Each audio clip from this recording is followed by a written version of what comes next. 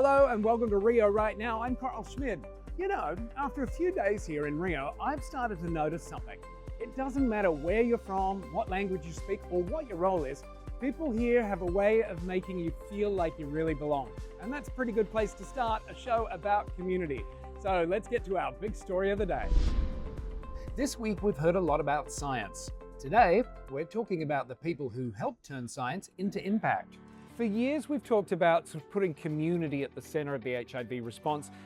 Have we actually done it? Or is it still just more, we're talking about it? Is it more of a talk than a reality, Jirair? We're making, I think, progress. What I look at it by the panels, and there's often a government next to the community. I see community-led sessions. The global village is energetic. I think we've come a long way. What's your take on it? I think communities are now the response. I think if you look at this conference, the sessions, the seminars and the conversations, you have communities actually leading. And I think people define communities in a very different way, but actually they have been the stakeholders and they are the experts in this room, in this conference so far. So it's just been exciting to see communities as not just as, community over there, but like actually we're leading. Fully integrated. Fully integrated into every aspect of the conference. And that says a lot to the organizers of the conference and the committees that put together the program, that they did a great job in ensuring that communities were actually integrated into every single program. If community really is at the heart of the HIV response, what decisions should never be made without it? What's something that community organizations can do that just governments, pharmaceutical companies, all of those just can't do when it comes to the HIV response? Because we are the response.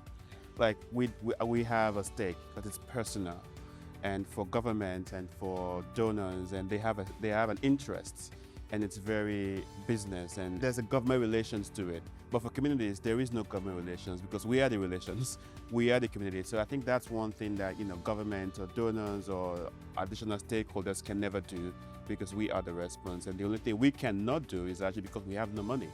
If we had the money, we could actually lead the entire response. And this conversation isn't just for scientists, governments, or advocates. It's for all of us. Well, for someone who doesn't see themselves as part of the HIV response, why do conversations like we're having right now, or that are indeed happening here at AIDS 2026 even matter? I think, for people say they see HIV as a faraway thing and it's not part of my life, but actually it is. Because, if you had sex, if you're a human being, HIV is part of your life. Either you won't like it or not. If you're a gay man, you're using PrEP, you're using DoxyPrep, you use STI treatment, you use condoms, you lubricate, you go to gay parties, you go to clubs. Like, you are part of the community. This HIV industry, quote unquote, if you like it or not. So you have to ensure that your interests, your needs are being met. You have to ensure you speak out, because if you don't do it, people are making those decisions for you if you like it or not. So people think about HIV as a distant situation. Actually, it's not, right? It's part of our entire lives, unless we have a cure. We don't have a cure yet. So every single decision you make about your sex life has HIV very present in it. Micheal and Jirair are a great reminder that when community leads, real progress is possible. And that spirit continues right across AIDS 2026, from research that could change the way people are treated for HIV, to the next generation of leaders, to taking the conversation beyond the conference and onto the beach. Here's what's driving Rio today. Some of the biggest scientific news this week isn't about a new discovery. It's about what life with HIV could look like in the years ahead. So one of the big stories coming out of this conference is new research into treatment that could mean just 2 HIV treatments a year. Yeah. For someone like me who's living with HIV, I take my daily pill, but kind of phenomenal. Tell us what you've found and why everyone's talking about it. Yeah, it's pretty amazing. So what this is giving treatment after 6 months, as you described. One of the drugs is a subcutaneous injection, so the injection in the skin, it's lenacapavir, that's already used for preventing HIV. And the other 2 drugs are a drug through the drip, intravenous drug, and they're antibodies actually that target the virus.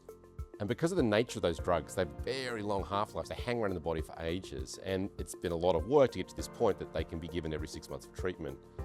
And this study that's being presented is the sort of the study of these 80 people that started on this regimen.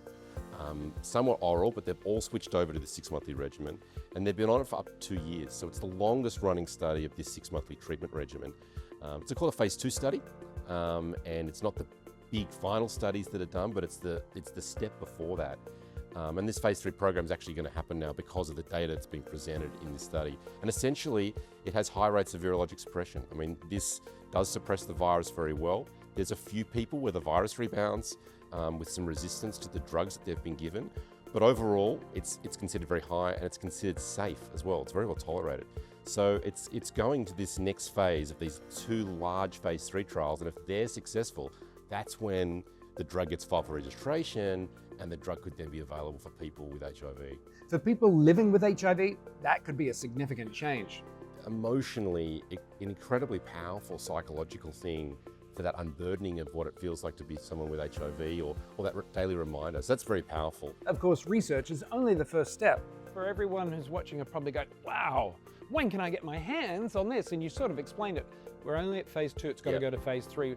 What's the journey from this exciting research really look like for it to potentially become that everyday treatment?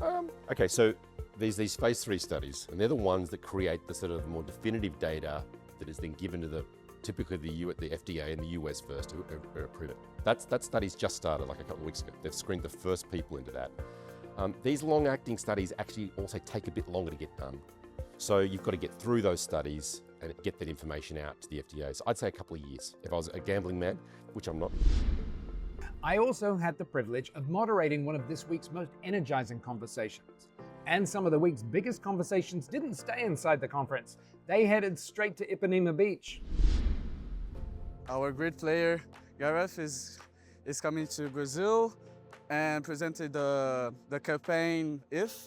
And we are very grateful for him to do this campaign and to play with us, with our idol and somebody that represents so much in the rugby world. So yeah, it's a pleasure to be here. I think it's a great moment to share about this campaign because everyone should be aware about, and especially in rugby because the rugby is a sport very, very male. So everyone's like, yeah, I don't, but we need to be aware about this. It's good to spread awareness in this context where there is much need of awareness.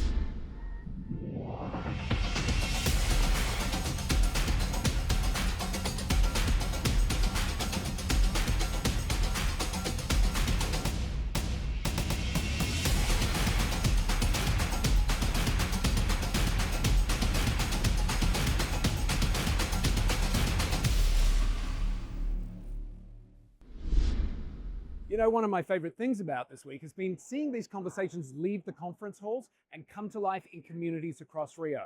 But how do we make sure that momentum continues long after the conference ends? I sat down with Anne Aslett, CEO of the Elton John AIDS Foundation, to talk about why science alone isn't enough and what it'll take to build the next chapter of the HIV response. Here's our conversation. Anne Aslett, lovely to see you. Good to see you too. Congratulations, by the way, on the OBE. Oh, thank you. Here we are, AIDS 2026. We've seen incredible scientific breakthroughs this week, but there are barriers. What's the biggest one science can't really solve on its own? I think getting the communities that are most affected by HIV to access the science. You know, it's no good if it just sits there.